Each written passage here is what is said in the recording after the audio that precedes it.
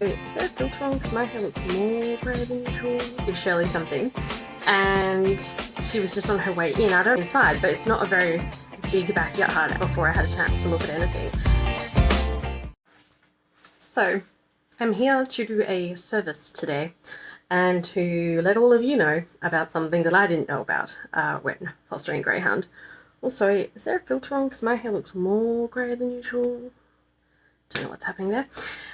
So I went outside to give Shirley something and she was just on her way in. I don't know if she got spooked or if she was excited. She ran really quickly inside, but it's not a very big backyard and there's quite a lot of stuff there. And I didn't even get time to see what she did because I heard the sound before I had a chance to look at anything. Hold on, I just have some lipstick, sorry about that. She started making this cross between a crying and squealing sound that I've never heard before. I've heard dogs do like I'm in pain sound and it's much more like a high-pitched whiny sound, but that's kind of like the Greys go-to sound for just when they're like a bit huffy, like 8 times a day.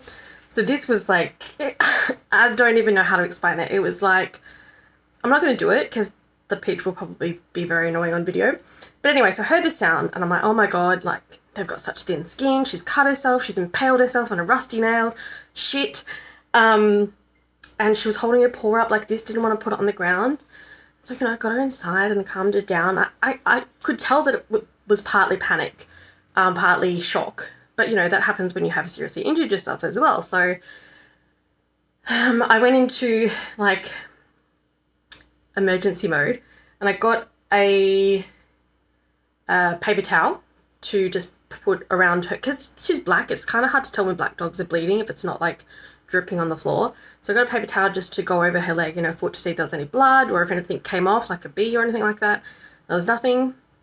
As I was touching her foot, she wasn't squealing, but she didn't really want to put it back on the ground. So I thought, okay, maybe she does just need to calm down so I can assess the situation. But I also was still in panic mode. So I called the vet because there's a particular vet that is linked to the greyhound agency. We won't talk about that. So I called them first. They couldn't get her in till tomorrow. And I was like, I don't know if this is an emergency situation or not. So I called the greyhound agency lady that I've been in touch with, who's really lovely. She didn't answer, so I sent her a message saying, look, is it okay if I go to another vet, blah, blah, blah. Before I'd even got a response from her, I'd called my old regular vet that I use for my old dogs. They couldn't get in to see her till tomorrow either, but they asked if it was an emergency, and I sort of explained the situation. And as I'm on the phone to them, she's like almost falling asleep. So I said, look, I don't think it's an emergency situation at the moment. Keep an eye on it, yada, yada, yada. Mel called me while I was on the phone to the second vet. Sorry, said your name, Mel.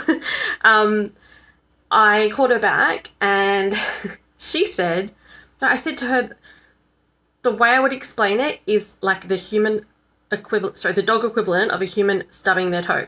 You know when you stub your toe and it's like such a small injury, but for those 5 seconds, it's the most painful thing ever. That's what it seemed like. And I went outside, couldn't see anything really sharp, no metal, nothing rusty. I literally think, and look, I'm pretty sure I've done this before too, and it does really hurt. I'm pretty sure she hit her paw on the corner of, you know, like just plastic outside chairs that you stack up. I'm pretty sure she hit her paw on that. And I think it probably hurt for 2 seconds and then she was in shock. And so she was just screaming and crying. She just wanted attention. But this was like 10 minutes ago. My heart is still slowing down. It was so stressful. I was just like, oh my God, I've had her for a week and she's seriously injured herself. Thankfully, Mel from the adoption agency calmed me down really quickly and she apologized that no one told me about it. And now she's chilling, playing with her toy. I don't know whether to take her for a walk now. I'm kind of paranoid. So she might have just cried herself out of a walk today, unfortunately, which means she's probably going to be super energetic tonight. Anyway, so heads up for you. If your greyhound freaks out, don't freak out. Apparently, it's very common for them to make this particular sound when they've just been spooked. rather than being in serious pain. And apparently a lot of them, when they are in serious pain, don't actually make any noise. That said, don't ever ignore this noise if you hear it, because it may need to bring your attention to something that's important anyway. I'm going to go play with the squeaky one.